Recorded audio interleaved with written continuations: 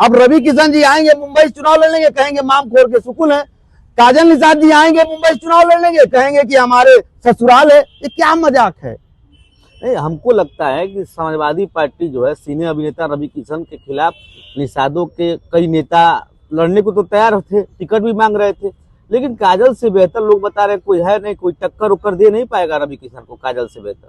आप हमको ये बताइए टक्कर क्या है? क्या समाजवादी पार्टी ने आज तक कोई काम ही नहीं किया? कोई निषाद नेता उनको चेहरा नहीं दिख रहा है, इसीलिए तो बार बार दे रही है। आप हमको ये बताइए, इसीलिए तो बार बार हम वही तो कह रहे हैं। इसका मतलब है कि गोरखपुर में कोई निषाद नेता नहीं है। जब काम कराना होगा, हम आपको गिना दें, जब काम कराना होगा तो कार्यकर्ता उस काम कराएंगे। जो निषाद यहाँ लोकल काम कर रहे हैं, अब राम नगीना जी को देखिए, पूरा जीवन दे दिए। क्या वो निषाद कार्यकर्ता नहीं है? उनको मौका नहीं मिलना चाहिए? मेरा नाम आयुष है और आप देख रहे हैं गोरखपुर लाइव।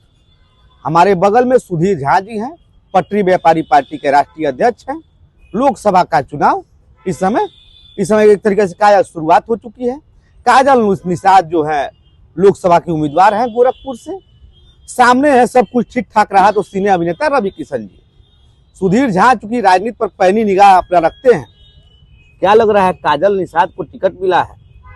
सपा ने काजल निषाद को यहाँ चुनाव लड़ाया है, जबकि 1998 के बाद से लगातार समाजवादी पार्टी, एक बार मनोज तिवारी को छोड़ दिया जाए तो लगातार निषादों को आजमा रही है। परवीन निषाद अपवाद है क्योंकि उपचुनाव था, उसके बाद लगातार निषादों को लड़ाने के बावजूद चुनाव हार रही। कारण क्या है? कारण लोग ये भी कह रहे हैं कि निषाद बहुल है। क्या कहना चाहिए? निषाद बहुल है, हम मान लिए, इस बात से हम सहमत है कि निषाद मतदाता सबसे ज्यादा लोकसभा गोरखपुर में है, इसमें कोई संदेह नहीं। एकजुट भी है, समय समय पे इन लोगों का मतदान दिखा भी है। लेकिन आप हमको बताइए, क्या समाजवादी पार्टी के पास निषाद नेता और नहीं है?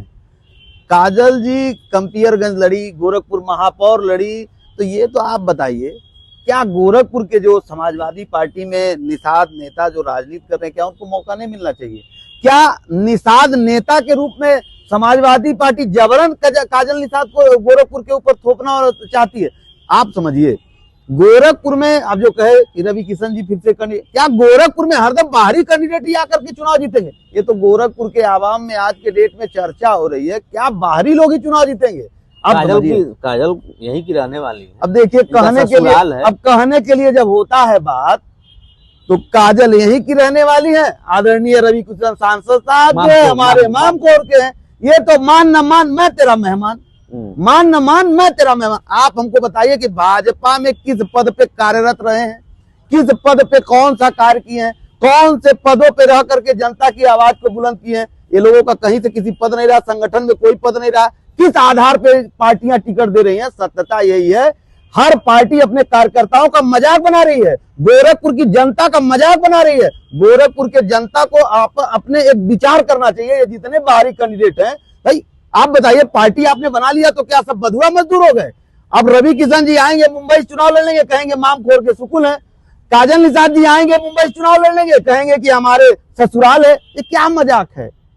नहीं, हमको लगता है कि समाजवादी पार्टी जो है सीनियर अभिनेता रवि किशन के खिलाफ निषादों के कई नेता लड़ने को तो तैयार थे, टिकट भी मांग रहे थे, लेकिन काजल से बेहतर लोग बता रहे कोई है नहीं, कोई टक्कर उक्कर दे नहीं पाएगा रवि किशन को काजल से बेहतर। आप हमको ये बताइए टक्कर क्या है? क्या समाजवादी पार्टी ने आज तक कोई काम ही नहीं किया? कोई निषाद नेता उनको चेहरा नहीं दिख रहा है, इसीलिए तो बार बार दे रही है। आप हमको ये बताइए, इसीलिए तो बार बार हम वही तो कह रहे हैं। इसका मतलब है कि गोरखपुर में कोई निषाद नेता नहीं है। जब काम कराना होगा, हम आपको गिना दें, जब काम कराना होगा तो कार्यकर्ता उस काम कराएंगे। जो निषाद यहाँ लोकल काम कर रहे हैं, अब राम नगीना जी को देखिए, पूरा जीवन दे दिए। क्या वो निषाद कार्यकर्ता नहीं है? उनको मौका नहीं मिलना चाहिए? तमाम ऐसे निषाद हैं जो समाजवादी पार्टी में जी मर रहे हैं, नगीना साहनी तो हमारे चैनल से बता रहे थे कि अखिलेश यादव से हम 1 जनवरी को मिले, वो कहे जाओ लड़ो लोकसभा, लेकिन बीच में जो है टपक पड़ी काजल निषाद। वही है। आप बताइए, भाजपा में इतने पुराने कार्यकर्ता हैं, क्या इनको नहीं मिलना चाहिए? मिलना चाहिए, लेकिन मिल नहीं रहा है, तो मिलना चाहिए ना। तो ये चीजें हैं कि इनको टिकट तो दी नहीं जा रही, और बाहरी लोगों को जो बार बार गोरखपुर में थोपा जा रहा है, ये कहीं ना कहीं से गलत है। आप समझिए, हम इसका कहीं ना कहीं से, ये अलग विषय है कि क्या है नहीं है, क्या स्थिति रहेगी, क्या परिस्थिति रहेगी, लेकिन बाहरी प्रत्याशियों का विरोध होना चाहिए। भाई बाहरी प्रत्याशी थोड़ी मतलब है कि समाजवादी पार्टी के हम है तो क्या बोलते हैं तो संजय निषाद का भी मामला आ गया, क्योंकि संजय निषाद कहते हैं कि जहाँ निषाद वहाँ, जहाँ संजय वहाँ डॉक्टर संजय वहाँ निषाद। देखिए तो काजल निषाद, आपको नहीं लगता है काजल निषाद निषादों को तोड़ पाएंगे? आप समझिए, नहीं देखिए काजल निषाद जी ने एक बात जो सही है, महापौर के चुनाव में निषादों ने काजल जी को वोट दिया, निश्चित रूप से दिया। मेरे कहने का मतलब ये नहीं है कि निषाद देखिए एकजुट है। जब निषाद कैंडिडेट निषाद चुनाव लड़ेगा तो निषादों के नाम पे निषाद वोट देंगे, चाहे कोई निषाद चुनाव लड़े, चाहे राम नगीना लड़े, चाहे काजल निषाद लड़े।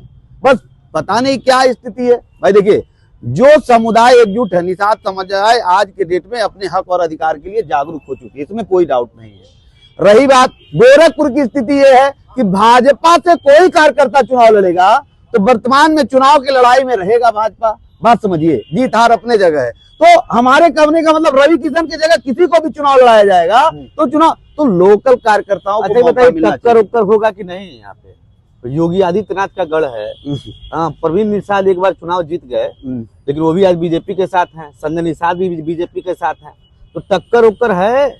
देखिए चुनाव में तो इस बार जान लीजिए वर्तमान स्थिति जो भाजपा एक अपने हवा में घूम रही है कि राममय हो गया, लेकिन गोरखपुर में जिस हिसाब से अधिकारियों का तानाशाही रवैया है, आप समझिए हर योजना, जैसे एक तरफ माननीय मुख्यमंत्री जी कह रहे हैं कि पूरे प्रदेश में भ्रष्टाचार खत्म हो गया, एक तरफ वो कह रहे हैं कि सारी व्यवस्थाएं चुस्त और दुरुस्त है। आप देखिए, और आपके चैनल पे मैंने कई बार कहा है, आज यही अतिक्रमण अभियान नगर निगम चला रही है। मैंने चिल्ला चिल्ला के कहा कि एस्परा कट टूटेगा, रेडिएशन ब्लू कट टूटेगा, मानस कट टूटेगा, तुलसी प्लाजा कट टूटेगा, नगर आयुक्त के सामने सिवाय होटल कट टूटेगा, ऐसे अनगिनत हैं। तो